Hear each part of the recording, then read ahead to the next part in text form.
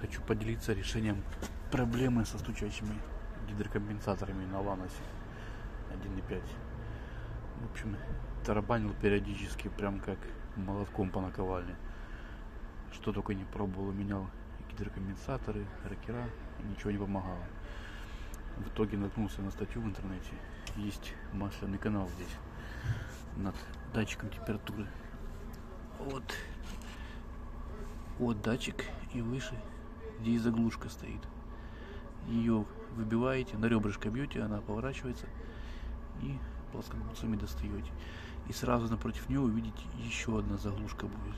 Она идет на масляный канал. И вот она у меня просто выдавила, и она крутилась в своем месте. То есть масло уходило в сливной канал. Здесь сливной канал.